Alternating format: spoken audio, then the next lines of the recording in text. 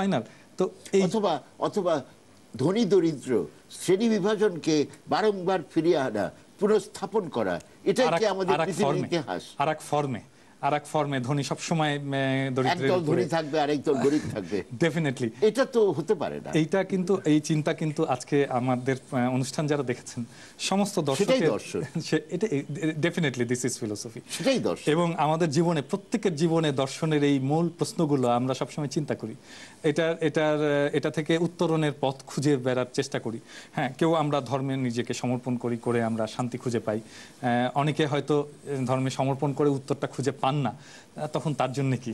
হ্যাঁ, তার জন্য ডেফিনেটলি এই চিন্তাটাকে কন্টিনিউ করা, আমাদের নলেজের হরাইজনটাকে এক্সপান্ড করা ক্রমাগত, হ্যাঁ, এবং টু কন্টিনিউ টু ড্রিম, এমন একটা সমাজের স্বপ্ন দেখা যে সমাজটা আমরা সবাই মিলে গড়তে চাই এবং যে সমাজে ডেফিনেটলি সকলে সুখী হবে।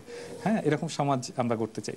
এবং আমার মনে হয় যে ফিলোসফির বেসিক যেটা কনসেপ্ট বা বেসিক কোয়েস্ট, সেটা হচ্ছে যে একটা সুখী সমৃদ্ধ একটা সমাজ সৃষ্টি করা, এবং সেই সমাজের লক্ষ্যে আমার মনে হয় আমাদের সবার চিন্তা করা উচিত, এগিয়ে আসা উচিত এবং নিজের কন্ট্রিবিউশনটা রাখা উচিত। খুব সুন্দর বললেন।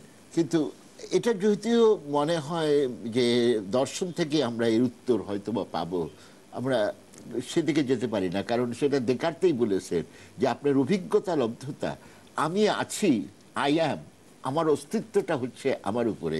এই যে সবকিছু মিলে এখনো আমি বলবো, এমনকি বার্ট্রান্ড রাসেল থেকে শুরু করে অন্যান্য যারা পণ্ডিত, আপনি জানেন যে গোবিন্দচন্দ্র দেব নিজে ধর্মের উপরে তার খুব একটা আস্থা ছিল না, কিন্তু উনি যখন বইটা লিখে গেছেন এই তত্ত্ববিদ্যার সারে কিন্তু পুরোটা বই যেখানে যেখানে ধর্মের, ঈশ্বরের প্রয়োজন আছে একটা দর্শনকে ব্যাখ্যা করার জন্য, তিনি যথাযথভাবে লিখে গেছেন। সেটা উনি কোনো জায়গায় তার নিজের ব্যক্তিগত মতামত দিয়ে আমাদেরকে বিভ্রান্তি করার চেষ্টা করেন নাই।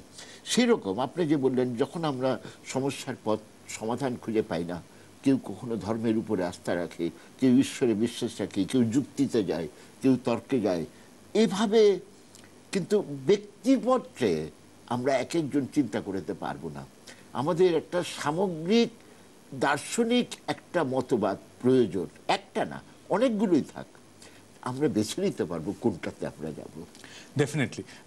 তবে এটা তো ঠিক যে শুধু আজকের পৃথিবীতে না, পৃথিবীতে সবসময় ধর্মের একটা প্রাসঙ্গিকতা ছিল, এবং ধর্মের আসলে এত ব্যাপক মানুষকে আলোড়িত করা এবং ঐক্যবদ্ধ করার যে ক্ষমতা, এটা তো ধর্ম ছাড়া আর কোনো বিষয়ের নাই।